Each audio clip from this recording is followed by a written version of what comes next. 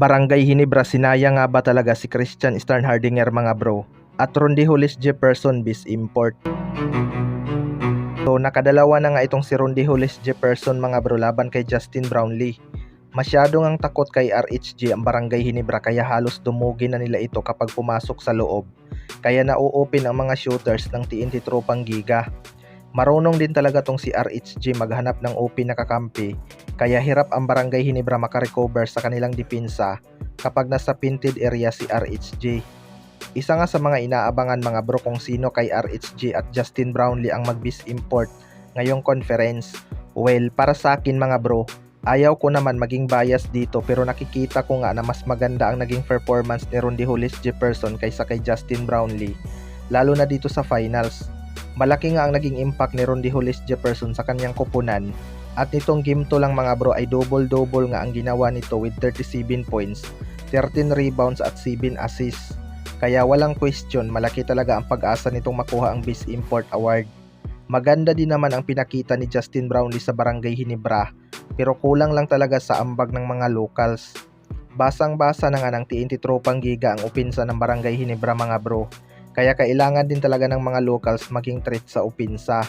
Masyado ngang takot sumaksak sa loob itong mga locals at nag-o-overpassing pa. Kaya ang resulta maraming pilit na tira. Sa kabilang banda naman mga bro, Barangay Hinebra, sinaya nga ba si Christian Starnhardinger? Ngayong finals nga mga bro ay nakita na talaga natin ang kahinaan ng Barangay Hinebra pagdating sa depensa. Mababaw nga ang rotation ni Coach Timcon kapag nagpapahinga si Japit Aguilar mga bro. Si Justin Brownlee nga ang nagsisintro sa kanila kaya pagod na pagod din ito sa dulo. Marami ngang nagsasabi na sinayang daw talaga ng Barangay Hinebra si Christian Starnhardinger. Well, para sa akin mga bro, kahit saan tingnan sayang talaga na binitawan nila itong si Sistan dahil halimaw nga ito sa painted area. Sa ganitong laban talaga hahanapin mo ang presence ng dalawang veterano ng Barangay Hinebra. Kitang-kita naman natin na walang guto guys sa mga locals ng Barangay Hinebra kontra TNT Tropang Giga. Kabado nga itong si Stephen Holt sa finals at bumaba talaga ang kanyang production. Yung kanyang physical na depensa ay biglang nawala. Ganon din si RJ Abarrientos mga bro, masyado pa talaga itong hilaw. Pero understandable naman itong si RJ Abarrientos dahil rookie pa lang naman ito at bata pa din. Tapos injured pa ang ibang mga big man ng Barangay Hinebra.